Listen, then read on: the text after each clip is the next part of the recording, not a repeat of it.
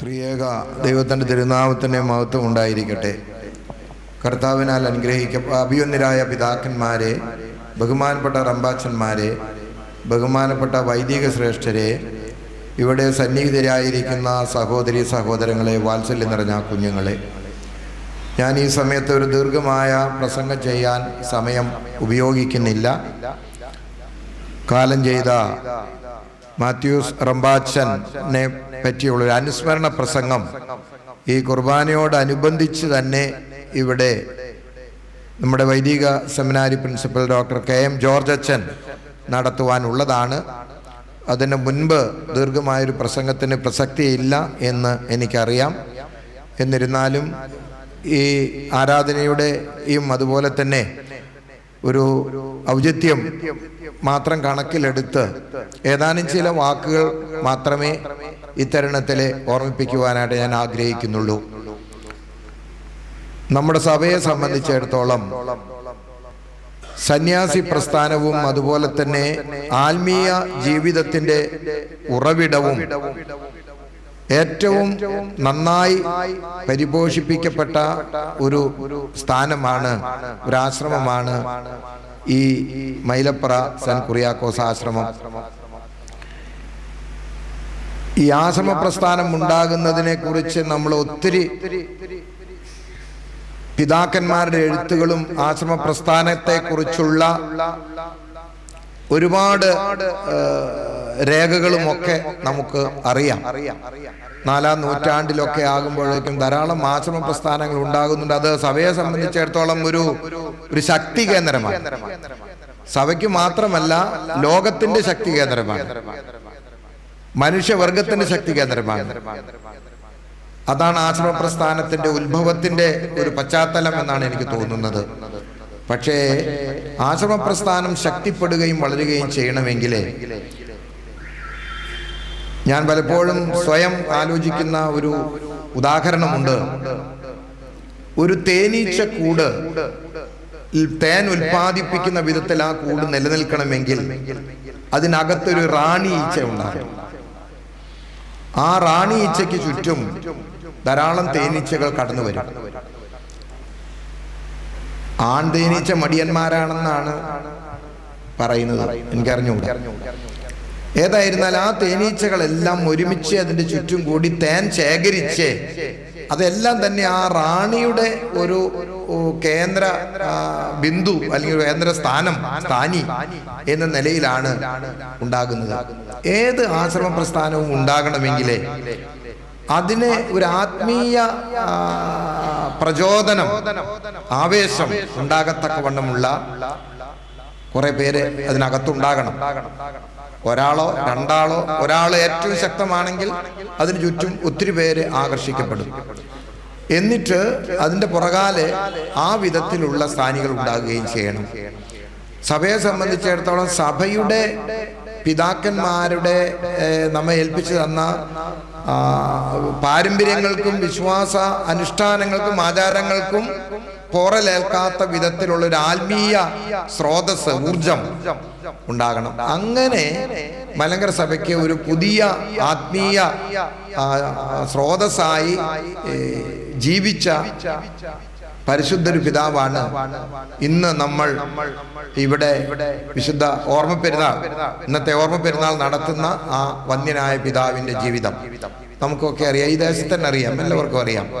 അപ്പൊ അതുകൊണ്ട് അതുപോലെ തന്നെയുള്ള ഒരു പിന്തുടർച്ച, ആത്മീയ ജീവിതത്തിന്റെ ഒരു പിന്തുടർച്ച നമുക്ക് എപ്പോഴും ആവശ്യമാണ്. എങ്കിൽ മാത്രമേ അവിടെ സ്നേഹം മാത്രമേ ഉള്ളൂ, അവിടെ മറ്റൊന്നും ഉണ്ടാവുകയില്ല. ആ ഒരു വിധത്തിലുള്ള ഒരു ആശ്രമമാണിത്. ഇത് മലങ്കര സഭയ്ക്ക് ഒരു വലിയ ആത്മീയ ഊർജം, ആത്മീയ സ്രോതസ്സായി ഇനിയും മുന്നോട്ട് പോകണം. അതാണ് ആവശ്യമായിരിക്കും, സഭ ആഗ്രഹിക്കുന്ന അതാണ്. അത് മാത്രവുമല്ല, അതിന് നമ്മുടെ സഭയുടേതായ എല്ലാ അതിൻ്റെ സഭയുടെ കാഴ്ചപ്പാടുകൾ, പാരമ്പര്യങ്ങൾ, അനുഷ്ഠാനങ്ങൾ, ആചാരങ്ങൾ, ആത്മീയ ജീവിതത്തിന്റെ മാതൃകകൾ, ആ നിലയിൽ ഈ ആശ്രമം ഇനിയും മുന്നോട്ട് പോകണം. ബഹുമാനപ്പെട്ട കാലം ചെയ്തു പോയ മാത്യൂസ് റമ്പാച്ചൻ ഒത്തിരി ആളുകൾക്ക്, ഒത്തിരി ജാതി മതമൊന്നുമില്ലാത്ത അതിൻ്റെയൊക്കെ വേലിക്കെട്ടുകൾക്കപ്പുറം അനേകർക്ക് ഒരു ആശ്വാസ കേന്ദ്രമായിരുന്നു, അത്താണിയായിരുന്നു. അങ്ങനെ വരുമ്പോൾ ആ ധാരാളം പേര് ഓടി വന്ന് റമ്പാച്ചൻ്റെ അടുത്ത് ഒത്തിരി കാര്യങ്ങൾ പങ്കുവെക്കുകയും അവരാശ്വാസത്തോടെ തിരിച്ചു പോവുകയും ചെയ്യുന്ന ഒരു പതിവ് ഉണ്ടായിരുന്നു എന്നുള്ളതാണ് ഞാൻ മനസ്സിലാക്കുന്നത്. ഒരുപാട് അടുത്തറിയുവാനുള്ള അവസരം എനിക്ക് ലഭിച്ചിട്ടില്ല, പക്ഷേ ഞാൻ മനസ്സിലാക്കുന്നിടത്തോളം അങ്ങനെയാണ്. ഒത്തിരി ആത്മീയ ശക്തി, ആത്മീയമായ ഊർജം, ആത്മീയ അനുഭവങ്ങൾ, ഒരുപാട് അനുഭവമാണ് മതത്തിൻ്റെ കാതൽ.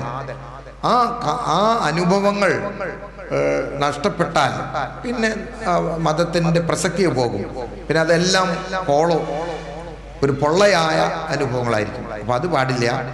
നല്ല അനുഭവങ്ങളുള്ള ദൈവ മനുഷ്യ ബന്ധത്തിൽ നിന്ന് ലഭിക്കുന്ന നല്ല അനുഭവങ്ങൾ അത് ഉണ്ടാകുമ്പോഴാണ് ഇതെല്ലാം നിലനിൽക്കുന്നത്.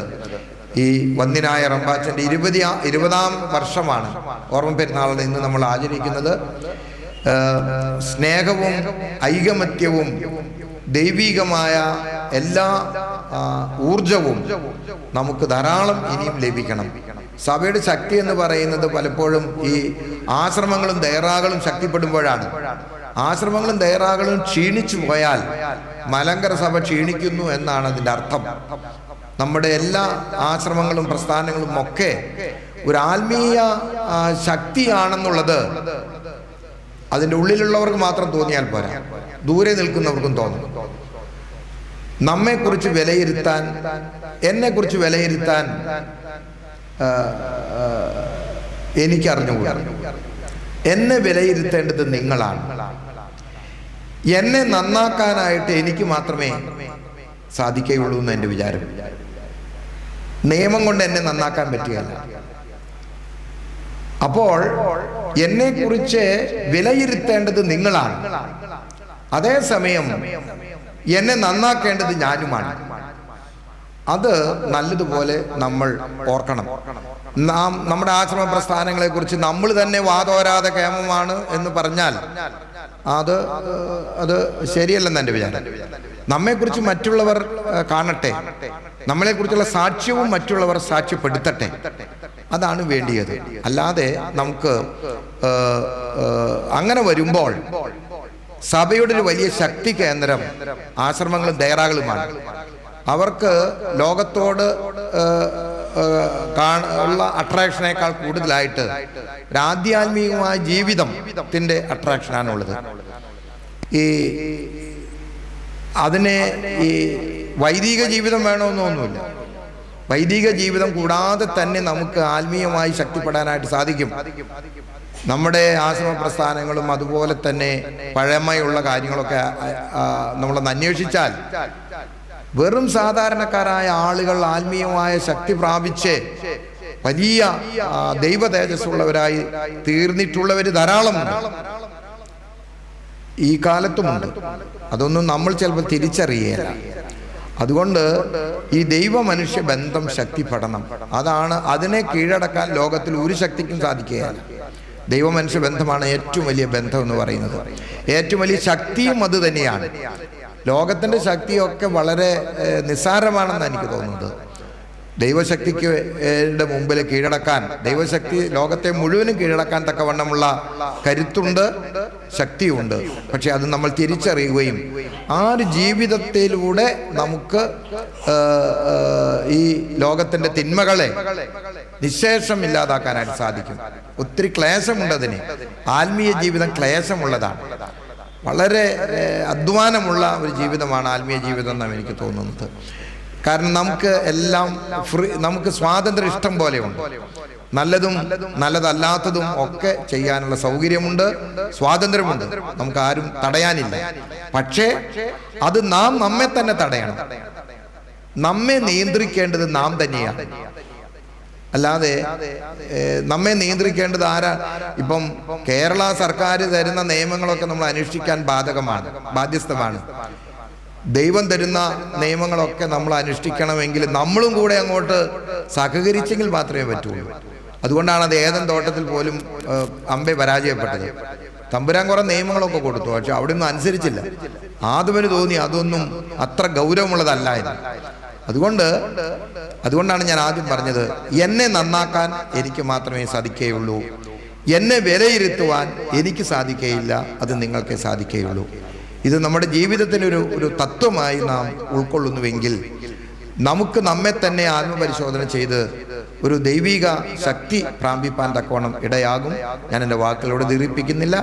ആ വന്യനായ റമ്പാച്ചൻ്റെ ഓർമ്മയും അദ്ദേഹത്തിൻ്റെ മധുര ഭാഷണങ്ങളും സൂക്തങ്ങളും വാക്കുകളും ഉപദേശങ്ങളും ഒക്കെ നമ്മുടെ ജീവിതത്തിന് വലിയൊരു ശക്തിയും ഊർജവും ആവേശവുമാകട്ടെ എന്ന് പ്രാർത്ഥിച്ചുകൊണ്ട് എൻ്റെ വാക്കുകളിലൂടെ ഉപസംഹരിക്കുന്നു.